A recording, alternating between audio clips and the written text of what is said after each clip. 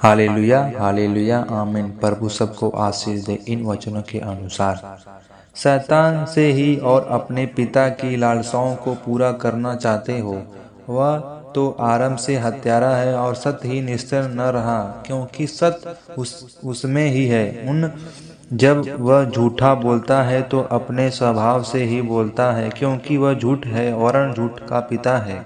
झूठ झूठ, चाहे वह एक झूठा हो अथवा बहुत, चाहे वह सफेद झूठा के अथवा काला झूठ हो, ऐसा भी झूठ है जो निरंतर बोल लिखे और किए जाते हैं। एक कपटी झूठा होता है, परंतु वह ऐसा ढोंग रचता है कि मानो वह झूठ है ही है नहीं। परमेश्वर झूठ नहीं बोल सकता है, वैसे ही उसने वन अर्थात मसीह भी झूठ नहीं बोल सकते। यदि हम कहें कि उसके साथ हमारे सहभागिता है और फिर अंधकार में चले, तो हम झूठ हैं और सत्य पर नहीं चलते। पर कुत्ते और टोने और व्यभिचारी और हत्यारों और मूर्ति पूजक और हर एक झूठ का चाहने वाला और गढ़ने वाला बाहर रहेगा।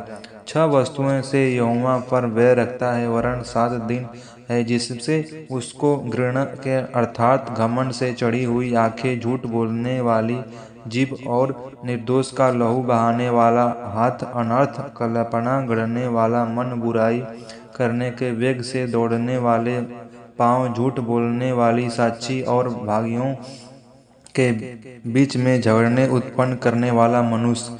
तारा हर मनुष्य के हृदय में अंदर के विवेक को बदलता है। यहाँ तस्वीरें में तारा अशुद्धता और बुराई एवं मनुष्य पृथ्वी की दशा को बदलाता है। जानबूझकर पाप करने के द्वारा मनुष्य की आंखें ऐसी अंधी हो जाती हैं कि वहाँ अपने किए हुए कार्य को पहचान नहीं पाते हैं।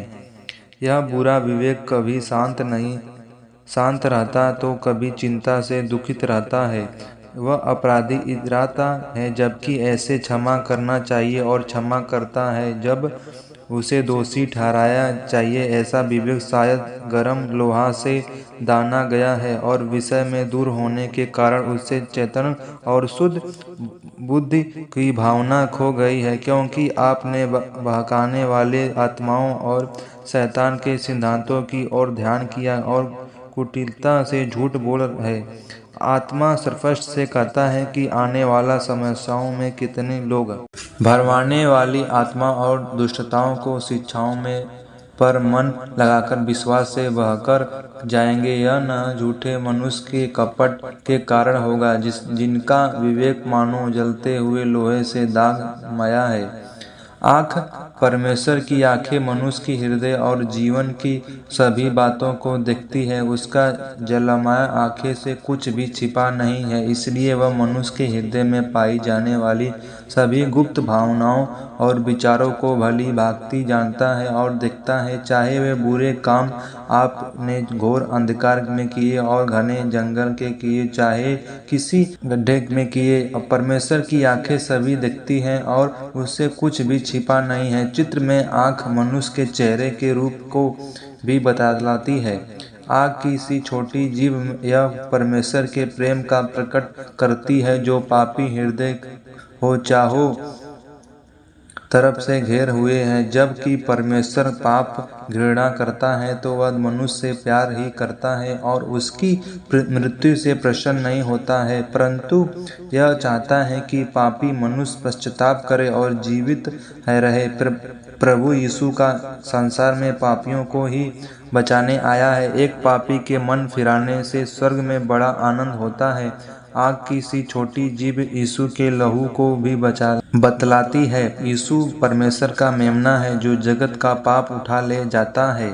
स्वर्गदूत परमेश्वर के वचन को बतलाते हैं। परमेश्वर चाहता है कि आपके बोझ से दबे हुए सभी पुरुष एवं स्त्रियों बातचीत करें, जिससे वे पश्चाताप करें और परमेश्वर के प्रेम तथा ज्योति को अपने हृदय में आने दें। कबूतर पवित्रता एवं सत्य की आत्मा का चिन्ह है जो पाप और धर्मिता और परमेश्वर के प्रति मनुष्य को निश्चिंत करता है।